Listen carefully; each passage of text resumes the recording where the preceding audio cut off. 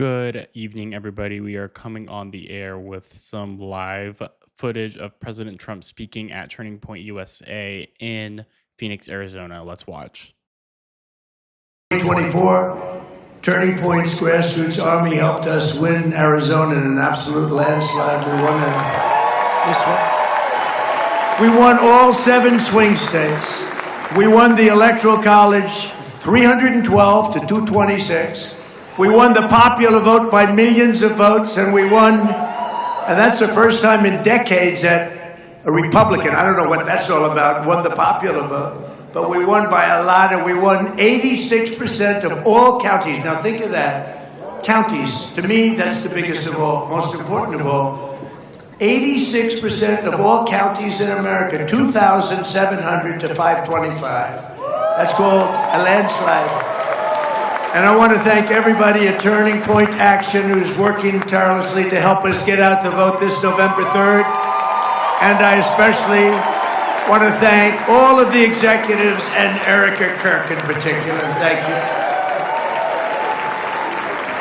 you. This will be a great and brilliant day for the world because Iran has just announced that the Strait of Hormuz is fully open and ready for business and full passage.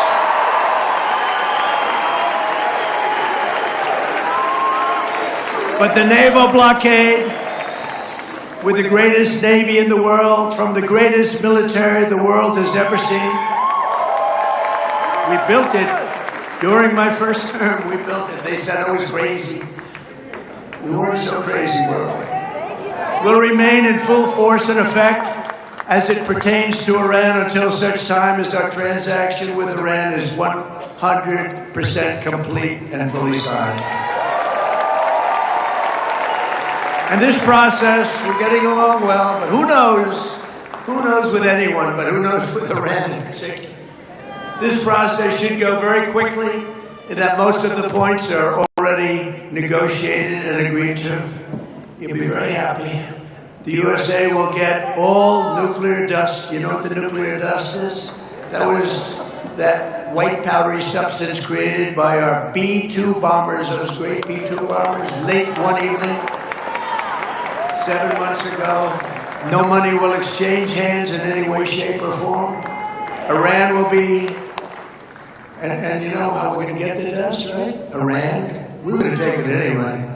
But taking it that way is slightly more dangerous, but we're going to get it anyway. But Iran, with the help of the USA, has removed or is removing all of the sea mines, and most importantly, it never agreed, and you'll understand, they will never have a nuclear weapon. They will never have a nuclear weapon.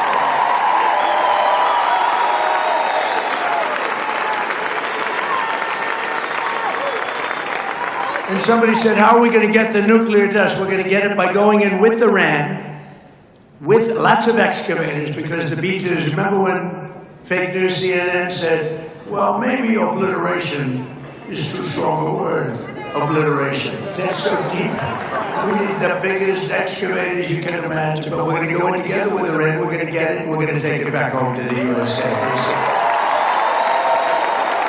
And now that the Hormuz Strait situation is almost over, I received a call from NATO asking if we would like some help. Thank you very much, NATO.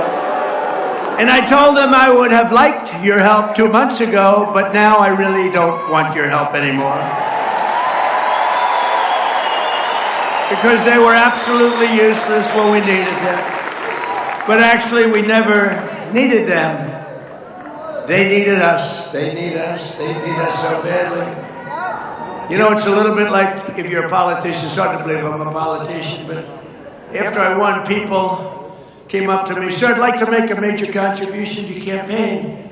And I said, listen, just so you understand, campaign contributions after I won don't count. They don't count. And NATO, after we won, that doesn't count either. It's the same thing. But you have to remember that because we spend hundreds of billions of dollars a year We spend money. We spend, I would say, in many cases, close to $1 trillion over a couple of years. $1 trillion to help them. And we're always helping them. And this was just a military excursion. This isn't the big time. You know, we built the military so great. I'm so proud. It was one of the including Space Force. You know, you see all of that. When you see those rockets go one, look up there, this Space Force. We all created Space Force. Didn't exist. We were losing to China and to Russia in space, and now we're so far ahead of them both, you wouldn't believe it. But yesterday, on top of it all, we achieved what everyone said was impossible, an unprecedented ceasefire between Israel and Lebanon, and that hasn't taken place in 78 years. 78 years. Our deal with Iran is not in any way tied to Lebanon, but we will make Lebanon great again. I mean, it's about time we've sort of, the world has forgotten them, and they're good people who have lived like hell for a long period of time, and hopefully the situation with Hezbollah will get straightened out quickly. But I want to thank the country of Pakistan and its great prime minister and its great field marshal. He's our great field marshal. Two fantastic people for helping. They really are terrific people. And I also want to thank Saudi Arabia, Qatar, UAE, Bahrain, Kuwait. They've been amazing. They've all helped tremendously. And it took courage for them. Not easy. They were living with what they call the bully of the Middle East. They had the bully. Iran was the bully of the Middle East. They're not the bully anymore. With the help of everyone here today, this has been by far the most successful first year of any administration in the history of our country, acknowledged by everybody. To begin with, I ended 8 wars, and it may be a little early to say this, but if we add Iran and Lebanon, that will be 10 wars ended and many, many millions of lives saved. Think of how many lives we've saved. Starting on day one, we ended the illegal invasion of America. That's an invasion by criminals. Many, many criminals, murderers, drug dealers, prisoners. They emptied out their prisons into our country. And we took the most dangerous, unsafe, violent, and open border and created the most secure border in U.S. history, one of the most secure borders anywhere in the world, with 0 illegal aliens coming into our country in the past 11 months. 0! And in 2025, we achieved the largest drop in violent crime ever recorded. That's despite all of these people that came into our country. Many of them are now gone, I'm pleased to tell you. The murder rate, isn't it a terrible thing to be talking about murder? But you gotta say it. At least it was good news. I guess it's good news. The murder rate reached the lowest level in over 125 years. 1900. The year 1900, before my father was born. My father was great. Before he was born, the flow of deadly fentanyl pouring across our border is down by an astounding 59%.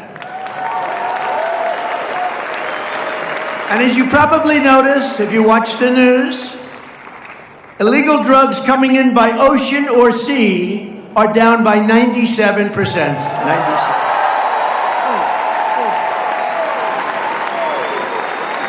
And we're trying to find out who the 3% is, because I consider them to be perhaps the bravest people anywhere in the world. Boom. Or they don't watch television or something. We passed the largest tax cuts in American history, the largest spending cuts in American history, the largest regulation cuts in American history, and the largest investment in border security in the history of our country. And starting my first day in office, we banned the transgender mutilation of our children.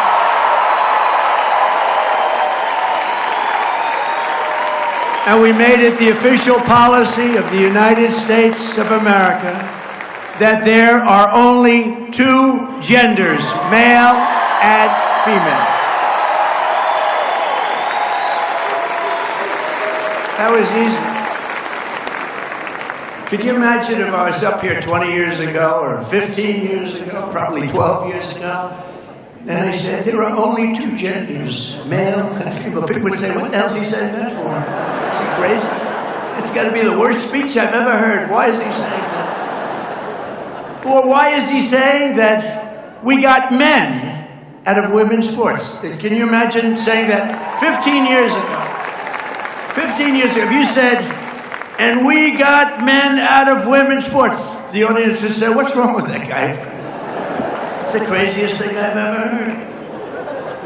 And we got critical race theory out of our schools.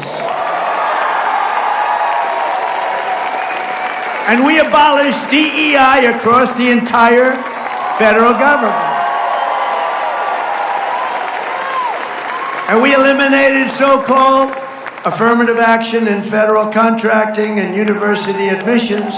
If you get great marks and have great scores, and your boards are good, everything's good, you're getting in. People can't go before. We have a country now that again is based on merit. That's the way we became great. But we have to win the midterms and all of these things. It'll stay with us forever. But if we don't win the midterms, I said it during my State of the Union speech when I interviewed and talked to some people backstage. I said, you know, I'd like to have some of these people called out for their greatness. And we gave out, as you know, that night, the Congressional Medal of Honor to a young man who was flying a helicopter with practically his legs shot off. And he landed in Venezuela perfectly with a lot of men on board, like 48. And if that goes down, the Venezuela incredible attack, nobody killed. Hundreds of millions of barrels of oil taken out. The relationship with Venezuela is great. We're working, it's like a great partnership. But if that doesn't happen, we looked at the Democrats. Not one was clapping. Medal of Honor. Then we interviewed a mother, a beautiful mother, whose daughter was slashed from behind by a maniac. She could hardly stand. It was 8 months ago. She could hardly stand, crying uncontrollably. Not one Democrat was clapping. Then we introduced a war hero from 100 years. He was 101 years old. Gave him the Congressional Medal of Honor for his great heroics. Wasn't recognized until I came along. Not one Democrat clapped. Not one Democrat clapped. And now they don't want to pay our border security. And they don't want to pay our great patriots of ICE. You know, ICE is a tough job. You got those murderers that they allowed into our country. Think of it. Thousands of murders came into our country. 11,888, 50% of whom killed more than one person. These are violent criminals. And ICE is tough. And I don't want that job, and most of you don't either. I have a couple of friends in the front row, and they're tough people, but they're not that tough. They don't want that job. And if we don't have ICE, and if we don't have our great Border Patrol, and if we don't have our great policemen, and all of these people, they're incredible. They keep our country great. They keep our country safe. And the Democrats want to defund them. They want to defund ICE. They want ICE terminated. And you know, whether you're liberal, conservative, doesn't matter. Democrat, Republican, independent, it's crazy. And I looked at them as we went through about 7 moments when you had to clap, and they didn't. I said, these people are crazy. They're crazy. And you know, I don't know if you noticed, the word was passed to them from people that were watching, I guess, on television, maybe standing backstage. They said, this guy is killing you. Start clapping. And the last half hour, they were clapping for everything I said. They were clapping for everything, things they shouldn't have been clapping for. because they heard they were getting killed. Just remember that night. That night was a very telling night. And we don't want to go back to that. We don't want open borders where millions of people pour into our country. We want to have safe borders. We want people coming into our country, but they want to come in, and we have to have them come in legally. Very simple.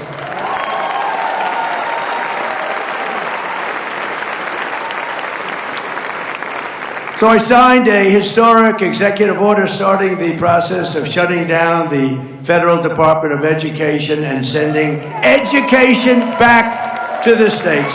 Thank you, Linda McMahon. Linda McMahon.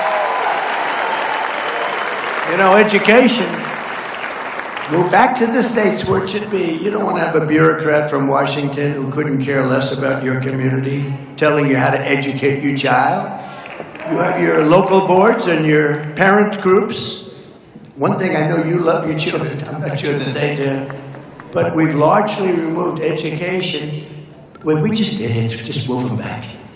You know, we're supposed to go through a long process. Thank you, by the way, to Linda McMahon. She's been fantastic. Been fantastic. And we removed over 300,000 bureaucrats from federal payrolls. They had sometimes 10, 11, 12 people to do one job, and they just sit there. And you know what? I have a lot of respect for it, whatever. But you can't run a country like that. You can't, as the expression goes, has anyone ever heard of it? Make America great again? You can't make America great again when you do that. So we've done that, and you know, many of those people are very happy because right now more people are working in the United States than at any time in the history of our country. And many of those people that had these boring, lousy jobs where they weren't even jobs. Federal government, they went out, they got jobs in the private sector because we have the most people working than we've ever had before. And they're making more money and enjoying their job. It's sort of an amazing phenomenon. After decades of other countries stealing our jobs and plundering our wealth, thanks to our strong policy on tariffs, we cut our gaping trade deficit. Now, if you do 1%, you're considered like a genius. If you do 2 or 3%, it's unheard of. We cut it by 59% this year, our trade gap. It's the largest drop of a trade gap. Think of it. It's the largest drop in history, the history of our country. 59%. Can you believe it? So if you're a genius with 1%, and really a super genius at 3, what are you with 59? I don't know. As part of our tax cuts, we delivered, a lot of you benefited by this, no tax on tips, no tax on overtime, no tax on Social Security for our great seniors. You know, the great big beautiful bill is really the great big beautiful tax cut bill, but it was also, we gave you the right to deduct your interest payments on a car loan, but only if it's made in the USA. That's been incredible. You never had that right before. And this week, millions of Americans received the largest tax refunds of their lives. The average is more than $4,000 per filer. Think of that. So nobody knew this was going to happen, but now they're getting their refunds back, and they're much larger than I said. In other words, I under-exaggerated, which is good. And in 4 long years, Sleepy Joe Biden, have you heard of him? What a president, what a disaster. But the whole party, it was the party. He didn't run the country. The people surrounding the Resolute desk in the Oval Office, they ran the party. Radical left lunatics. But in 4 long years, Sleepy Joe Biden got less than $1 trillion invested in our country, much less. And in 12 months, so think of it, 4 years. Ours is 12 months, and it's actually 11 because we haven't gotten the last month.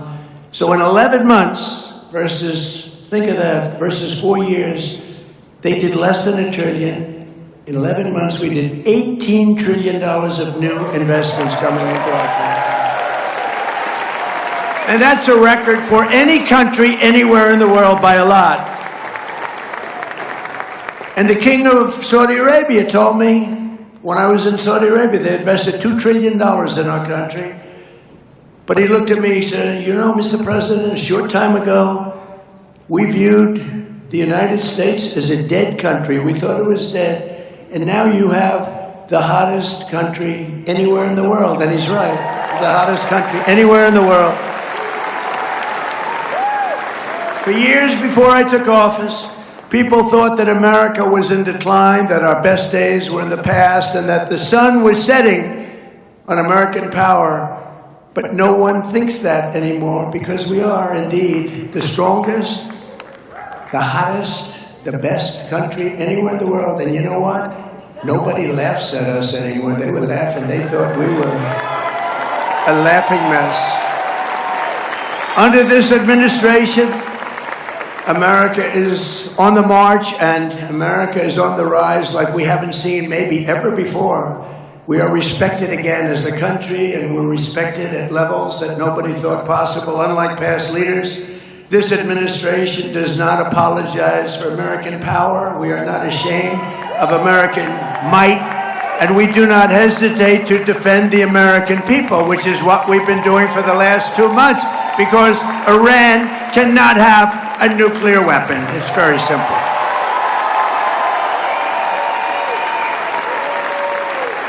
For years, we were ruled by fools who let every third-rate country push us around and bleed us dry on trade and everything else they could get away with. They took advantage of us on trade. Not any more than that. But those days are over, and they're gone forever.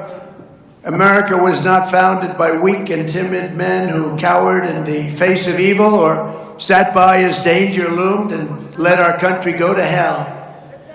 We are descended from the likes of George Washington, Andrew Jackson, Generals Ulysses S. Grant, Douglas MacArthur, General George Patton.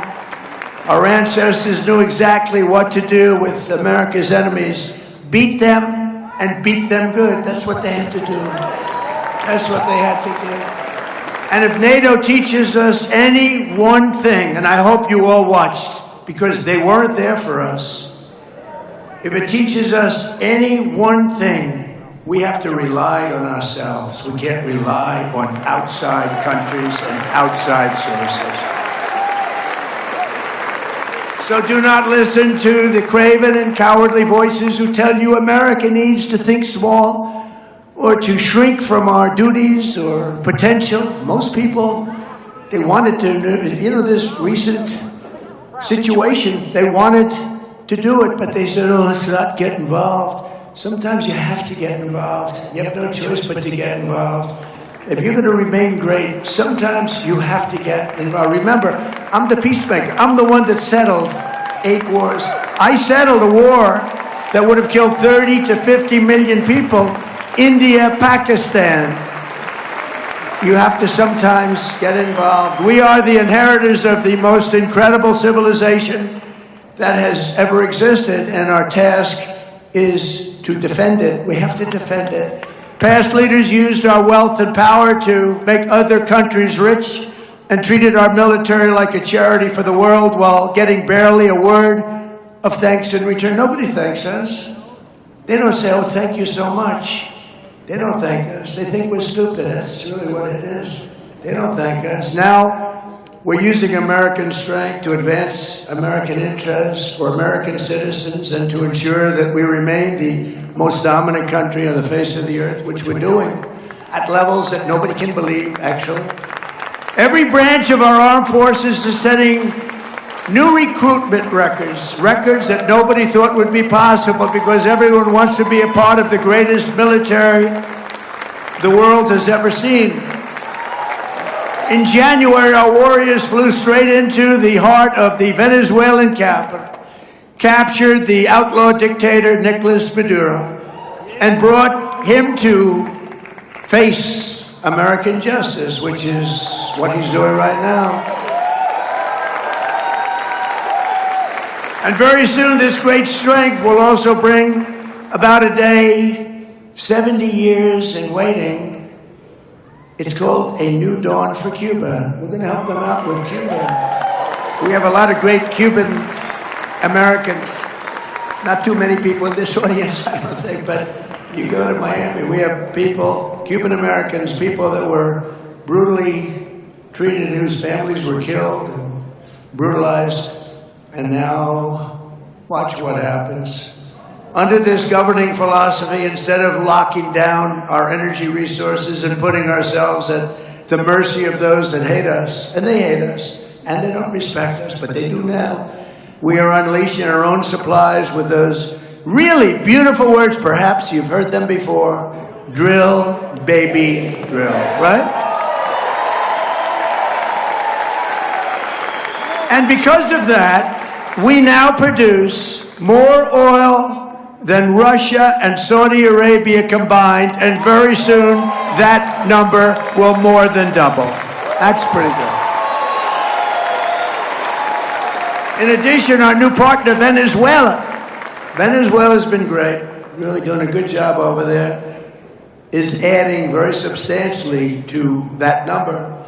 Likewise, instead of using our wealth to throw open our borders and feed, house, clothe, and police the entire world, we're restoring the principle that America's immigration policies must serve the best interests of America and its great citizens. It's called America First. It's very simple. America First. And we'll help other countries, but we have to view it as America First. Otherwise, we're not going to have a country left. At this moment, Democrats have shut down the Department of Homeland Security to shield the world's most heinous and violent criminals from deportation. They want to keep them in our country. They have a murderer, killed many people. They want to keep him in our country. They're fighting very hard to keep him here. There's something, I'm telling you, there's something wrong with these people.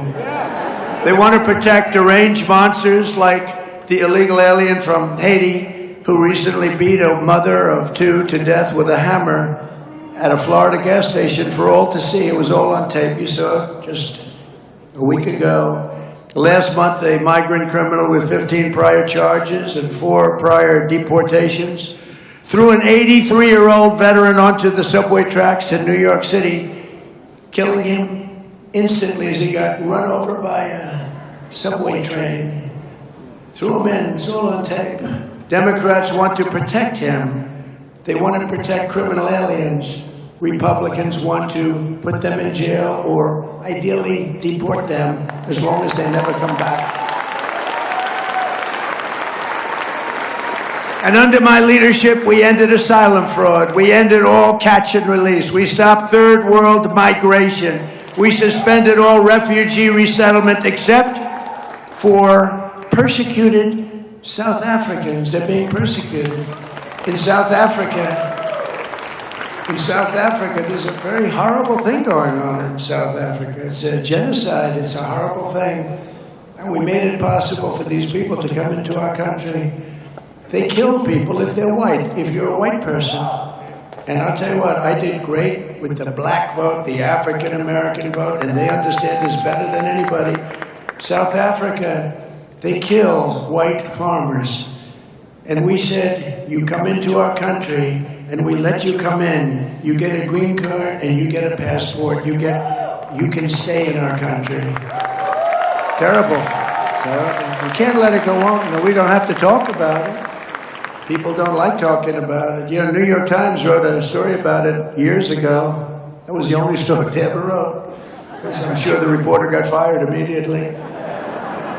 But we've deported a record number of criminal aliens, a record. Nobody's ever seen the numbers like this. And for the first time in more than 50 years, we now have reverse migration. A beautiful thing, actually. And just imagine where our country would be today if instead of spending trillions of dollars on illegal migrants who come into our country illegally and spending it on the Green New Scam, one of the greatest scams in history, remember?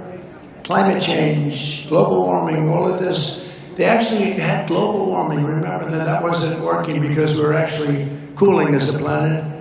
Then they had another one, and another one, and another one, and they were wrong. And then they just said, climate change, because climate change takes care of heat, snow, whatever you have. But past leaders had used American wealth and power to raise our civilization to brand new heights. This is the choice for every voter. In the midterms, Democrats want to drag America down, destroy our country, put it into crime, poverty, and squalor. really the squalor of a third world nation. We would have been, if I didn't win this election, within a short period of time, we would have been a third world nation. Hard to believe, isn't it, huh? Republicans want to build America up into a nation with no rivals in human history, to make your family safer and wealthier than ever before. We're making your family safe. We're making you safe. So if you want a poor and weak America, a country that's riddled with crime, death, disease, and nothing but problems, you should immediately vote Democrat. If you want a rich and strong and a country that you're going to be proud of, America, you must go out in the midterms and vote Republican. We need that. And I was going to say that when a president wins, Republican or Democrat, for some reason they lose the midterms, often, most of the time. It doesn't make sense. Even if you have a president who's doing a good job, and I think I'm doing the best job of anybody, really.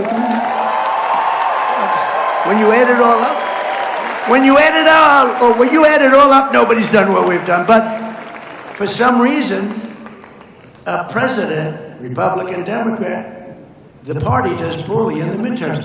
It doesn't make sense. I'm still trying to figure it out. We'll go out, I think probably hire a couple of psychiatrists. What the hell is going on in your mind? How does that happen? Because it should be the opposite. We're doing well, we're doing our job, we're ending wars all over the place. By the way, with the exception of our little excursion, and wait till you see prices fall. Did you see oil is down today and prices are down today? But we inherited the highest prices in the history of our country.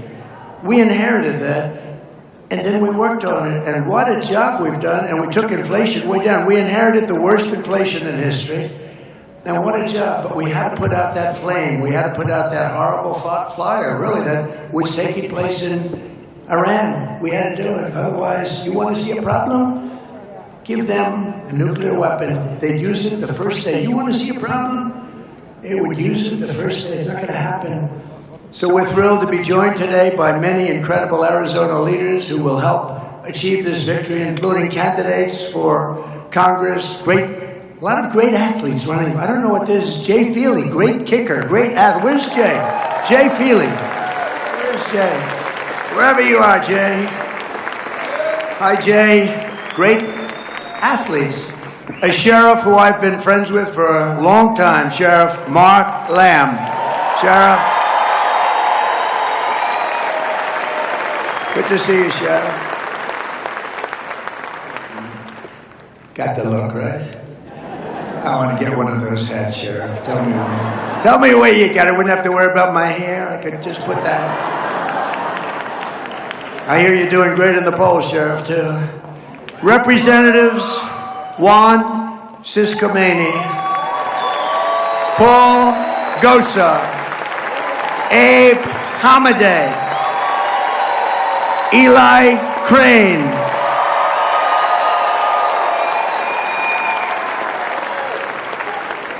and a really good friend of mine who's running for governor, who should win. He's great. Andy Biggs. Where's Andy? You better win, Andy. I hate to lose him from Congress. You want to know? You know, I'm sort of torn with Andy. I hate to lose him, but he'll be a great governor. Arizona GOP Chair Sergio Moreno. Sergio. Thank you, sir. Great job you're doing. Thank you. Thank you for all the help. Arizona Senate President Warren Peterson. Warren. Thank you, Warren. Thank you. Popular, Warren. Very popular. Treasurer Kimberly Yee. Thank you, Kimberly. Good job. State Representative Alex Collodin. Thank you. Thank you, Alex. Oh, look at this guy. Oh, I can't believe it. I love this guy. So popular. A man, He's probably in his 50s, early 50s. But he's been around a long time, much longer than that. He's a special person. There was no border problem when he was here. Sheriff Joe Arpaio. Where are you? Sheriff Joe. Where's Sheriff Joe?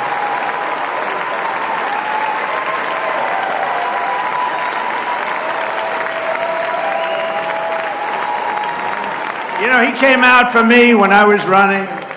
I heard about him. He was sort of a legendary guy. There were no border problems.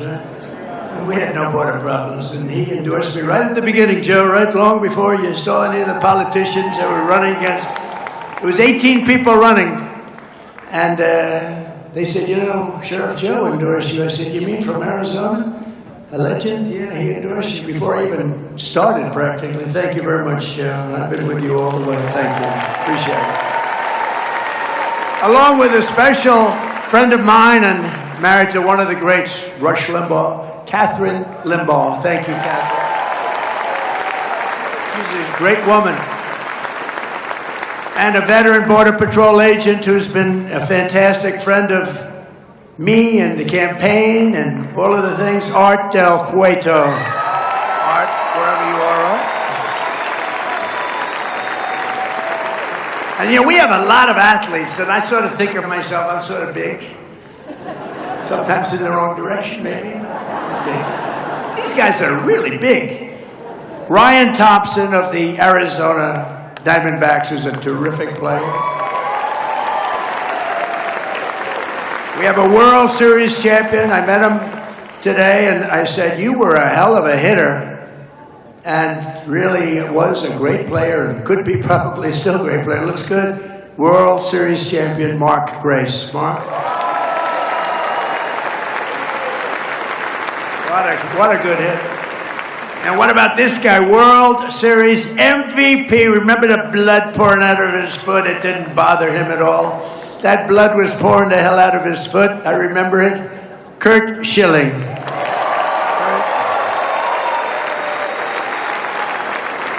Thank you. Thank you. And they're all characters, too, aren't they? It's really amazing. We like characters. Hockey Hall of Famer and a great golfer, I can tell you that. He's really a good golfer, Jeremy Roenick. Jeremy. Thank you, Jeremy. Thank you, man. What a good golfer he is, too, but probably a little better at hockey, but, you know, supposed to be. NASCAR great, Danica Patrick. Danica? Where's Danica? Where's Danica? I love Danica. I love her hair. I always liked her hair. I like the little widow's peak. You know what a widow's peak? Danica, where are you, Danica? So great. Thank you, darling. What a job you've done. What a job you did. Former NBA All-Star, Tom Chambers. Tom? There's a big guy. I didn't want my picture next to him. He stood up. I said, is that Tom Chambers? Yeah. I said, well, let's take it. I'll stand on this side of the room. Tom said, no.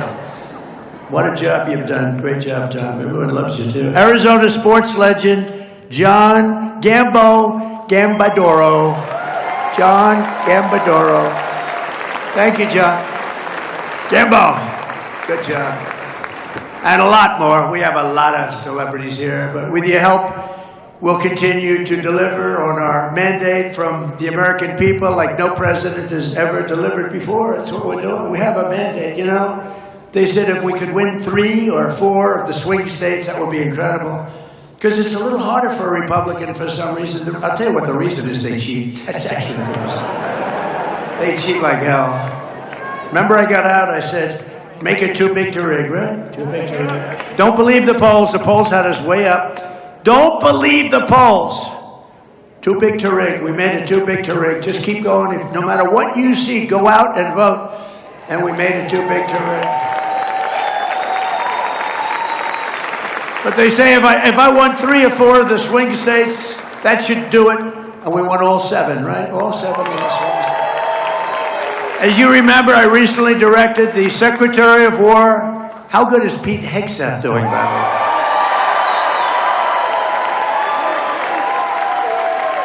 to begin releasing government files relating to UFOs and unexplained aerial phenomena. And I figured this was a good crowd because I know you people, you're really into that. I don't know if I am. So I'm pleased to report today, I thought I'd save it for this crowd because you're a little bit out there, you know, a little bit, that this process is well underway and we found many very interesting documents, I must say. And the first releases will begin very, very soon. So you can go out and see if that phenomena is correct. You'll figure it out. Let me know. Let me know. But we've had a lot of questions. It's something that really captivates the mind. There's no question about it. With your support, we will crush violent crime, impose harsh new penalties for repeat offenders. I mean, we have people that have been taken in 28 times. We have some 28 times, and they let them go out 2 days later. Crack down on Marxist prosecutors and rogue judges. The judges are horrible. End deadly sanctuary cities in our country and end no cash bail, which really started it all. No cash bail is a disaster. Somebody shoots somebody, they go in, they just let them out. Then they go shoot somebody else the same day. We will stop the radical left Democrats' rampant looting of your taxpayer dollars, and we will win the war on fraud, which is being headed by our great Vice President, J.D. Vance. We're going to win it. We're going to win it. I said, J.D., I want that job. I want that job. It's so bad. You look at Minnesota, you look at California, you look at some of these states, it's so bad. Maine, believe it or not, is terrible. Maine, who would think Maine is so bad? But we're right on their ass. We're right on their ass. And we will pass the great health care plan. We call it the great health care plan to stop all payments to big insurance companies and give the money. What we want to do is this. We want the insurance companies to be cut out. We want our government not to pay trillions of dollars to insurance companies, but to pay that same amount of money directly to the people, directly, and you go out and buy your own health care. And everybody likes it. The problem is the Democrats don't like it because they're owned by the insurance companies. So they vote no, no. But we're going to get it done one way or the other. We will make most favored nation discounts on drug prices permanent law. So I got you drug reductions on prescription drugs. Most favored nation. You know what that means? That means we pay the lowest of any nation in the world. When I got into office, we paid the highest of any nation in the world. I got the nations to agree because I threatened them with tariffs if they don't do it. And I got the insurance companies, I got the drug companies to do it. So your drug prices are going to be reduced by 60, 70, 80, and in some cases even more than 80%. Nobody's ever done that. And that alone should win us the midterm, but it won't. Because nobody wants to write, the fake news doesn't want to write about it. It's unbelievable. With the help of our Secretary, Robert F. Kennedy Jr., we will make America healthy again.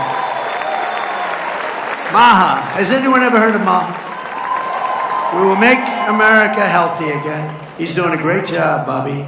And Dr. Oz is doing a great job. Already we eliminated petroleum-based food dyes, reformed the vaccine schedule, and introduced the real food pyramid. We're cleaning up the whole mess. It's a mess. And to help young people afford a house, we will permanently ban Wall Street from buying up thousands and thousands of single-family homes and taking them off the plate.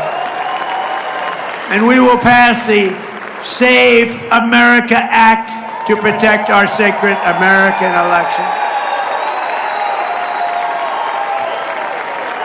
Where all voters must show voter ID, little things like that. All voters must show proof of citizenship. How about that? Who would think? It's a 97% issue, and the Democrats are holding it back. 97. It's 87% with Republicans and Democrats, so even Democrats want it. But the politicians don't want Democrats because when you have policy as bad as they have, like men playing in women's sports, transgender for everybody, open borders where people come in totally unvetted, just walk into our country, and criminals all over the world. When you have the only way you can win is to cheat. Really, I really believe that. So they don't want to have voter ID. They don't want to have proof of citizenship. But we'll get it. We're going to get it. And no mail-in ballots except for illness, disability, military, or travel. Mail-in ballots are a big fraud. It's a big fraud. The mail-in vote is a big fraud. And we will also add into permanent statutes a very simple thing called no men in women's sports. And no transgender mutilization surgery for your children. We're putting that in. We're putting that in because I call them best of. You know what best of? Best of Trump. Can you believe it? Best of Trump. Men can. Did you ever see the weightlifting records? For 18 years, the record stood held by a young woman who was quite strong. It was like 212 pounds. That's a lot. It stood for 18 years. And then a young man decided to go the opposite route. And he wanted to become a young woman.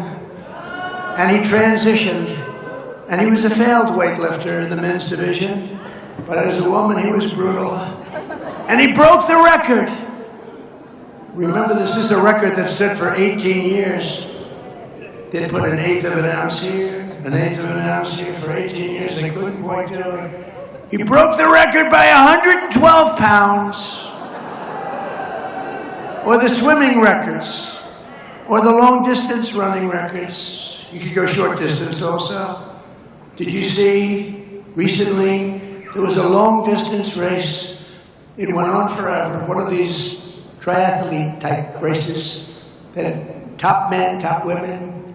The man won by 5 hours, 18 minutes, and 57 seconds. In fact, he went home and took a nap before getting his award. He slept for exactly 5 hours. Then he got up and picked up his award. It's very demeaning to women. It's very unfair to women. But together we will defend our cherished American heritage. We will defeat America's enemies. We will unshackle our magnificent destiny. We will return American astronauts to the moon, and we will plant our flag someday soon on Mars. For almost 250 years, our nation has stood as an inspiration to humanity and proof of what American faith and courage can achieve. It's amazing what's happened, especially what's happened over the last year. Our ancestors won our independence, vanquished foreign armies, and conquered wild frontiers. They fought perilous battles, crossed jagged mountains, and in the middle of empty deserts, they built gleaming cities like Phoenix, Arizona. Have you heard of it?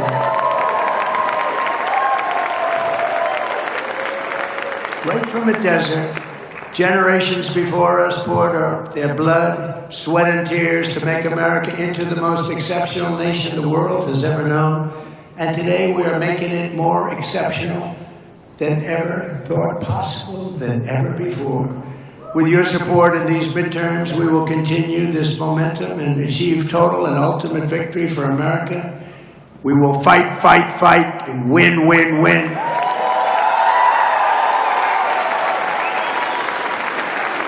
And together, we will make America powerful again. We will make America wealthy again. We will make America healthy again. We will make America strong again. We will make America proud again. We will make America safe again. And we will make America great again. Thank you very much, Arizona. Thank you. Thank you. Win those midterms. Thank you, everybody.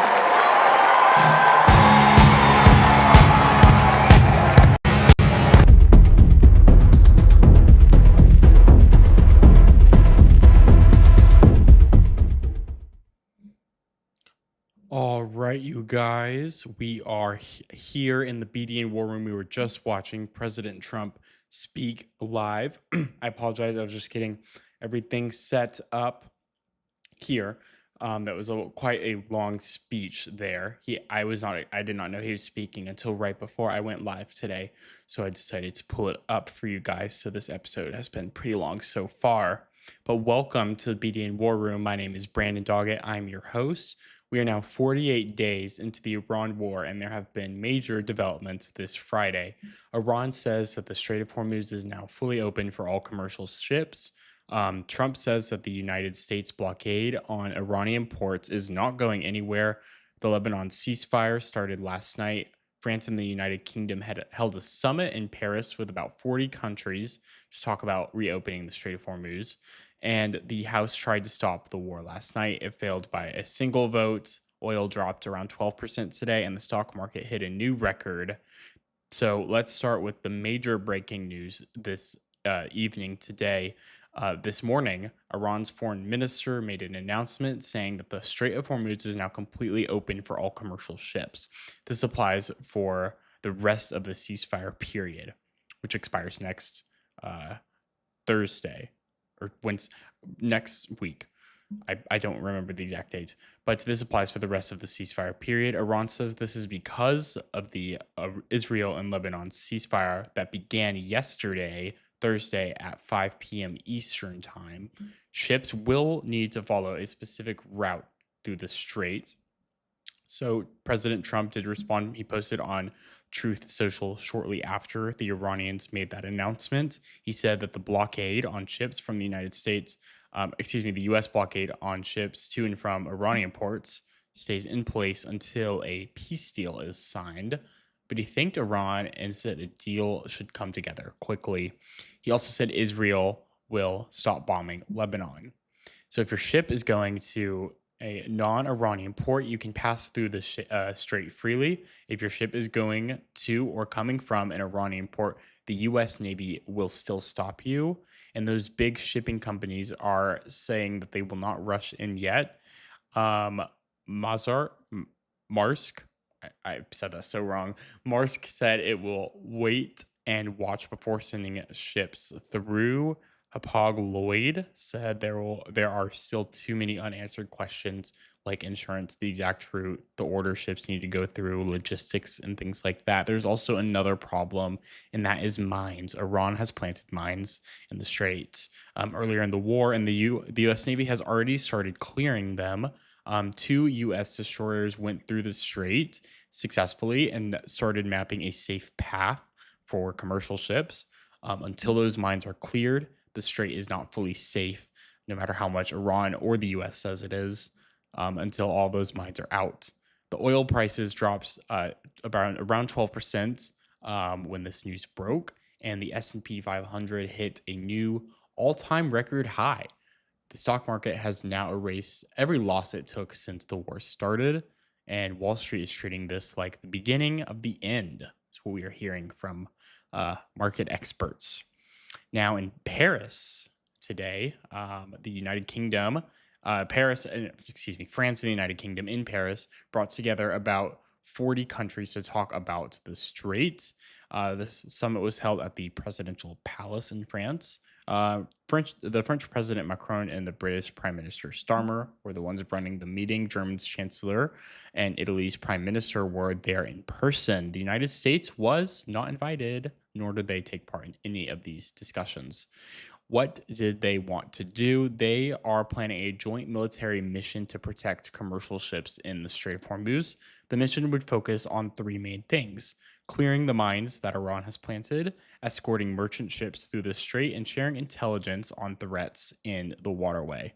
Macron said that the mission would only include countries that are not involved in the war. So that would not include the United States, Israel, Iran, etc. Follow-up planning meeting is set for London next week. Who is sending what? The United Kingdom is looking at sending mine-clearing drones from the ship, the RFA Lime Bay. France already has its nuclear-powered aircraft in the region, or aircraft carrier in the region, plus a helicopter carrier and several smaller warships. France's defense minister said that Belgium, the Netherlands, and France all have the ability to clear the mines that Iran has planted. Germany said it is ready to help with mine-clearing ships or surveillance, And this is European allies and the United States beginning to separate in sort of capacity here. We have the Europeans forming their own alliance, trying to get the strait cleared. And Trump has spent weeks attacking European allies for not joining the war.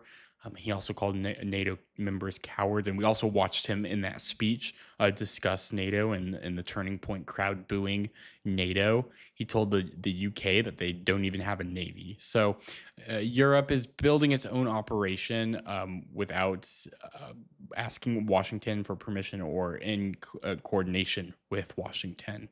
Macron also warned against anyone trying to put a permanent toll or fee on ships using the strait, which something that President Trump also did, and that is in response to Iran's toll system. They were going to charge a toll per barrel of oil or whatever was coming through.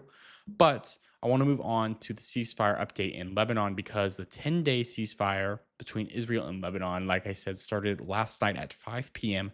Eastern time. Trump announced it and invited both leaders to the White House. Israel's prime minister agreed to the ceasefire, but he says Israeli troops are staying in southern Lebanon. Now, we have an update because Israel is keeping in what it calls a security zone. We didn't know about, I didn't know, at least when I was doing this show, about how big this security zone is, but they are keeping 5 to 6 miles into Lebanese territory. So Israel has expanded 5 to 6 miles into Lebanon's territory. Israel has also destroyed the last bridge connecting southern Lebanon to the rest of the country. So now it's completely isolated. And the Lebanese army told people to try not to try to go back to their homes in the south. More than 1 million people are still displaced. Doctors Without Borders says that the humanitarian situation is still terrible in Lebanon. Now, in regards to Hezbollah, they were not a part of these ceasefire talks. As mentioned yesterday, a senior Hezbollah official did say that they will go along with it, but only if Israel actually stops all the attacks. Hezbollah still wants Israel to leave Lebanon completely, although it seems like they have not done that. In fact, actually taken over Lebanon, at least 5 to 6 miles into that territory. So they're starting to have some sort of expansion into Lebanon. Israel is. Israel, though, wants Hezbollah to disarm completely, and neither side is getting what it wants. So Iran told the United States during the first round of peace talks that any deal has to include Lebanon. Iran's top negotiator said a ceasefire in Lebanon is just as important as a ceasefire in Iran. And the Lebanon question was the main reason the first round of talks in Pakistan failed. But we have an update. We might have second talks next week in Pakistan on Monday, according to senior officials that spoke with news outlets such as CNN and others. They have indicated that Monday, April 20th, will be the date of the second talks in Pakistan between the United States and Iran. So we will wait to see any confirmation officially on that note. Now, I want to move into this other story because Congress tried to stop the war again, and it failed by one vote. So I reported yesterday that the Senate had tried a war powers resolution, and then the House was going to later yesterday, and they did, and it did fail to vote in a 213 to 214 votes, one vote short. Every Democrat voted yes except one, Jared Golden from Maine, and every Republican voted no except one, Thomas Massie from Kentucky. Warren Davidson, who's a Republican from Ohio, who voted yes last month, switched to present this time, which is basically a no vote, not taking a side, remaining neutral on the vote. 3 Republicans did not vote at all. That would be Nancy Mace, Lauren Boebert, and Tom Kean Jr. Democrats did gain ground from last month when they lost by 7 votes. Now they have only lost by 2, but it still was not enough this go around. Like I mentioned, the Senate did the same thing before. The day before, the Senate voted 47 to 52 to block the war powers resolution. This was the 4th time that the Senate has killed this kind of measure since the war had started. Rand Paul was the only Republican to vote yes to stop the war, and John Fetterman was the only Democrat to vote no to stop the war and advance that war powers resolution. So, how much is this war costing? The White House budget director refused to give a number when Congress was asked this week for that number. A top Senate Democrat estimated $50 billion so far. However, one policy expert says that the final cost could pass 1 trillion. So we have no idea what this war is going to cost us, but we will wait to see if we can get some official numbers from the White House budget office. Under the War Powers Act, the president has 60 days to get congressional approval of a war. And if Congress does not approve it, the president is supposed to start pulling troops out. 60 days from when this war started, 60 days from February 28th, would be May 1st. That is 2 weeks away. The president has 2 weeks to get Congress to approve this war, or he has to start pulling out of Iran, or the war has to end before then.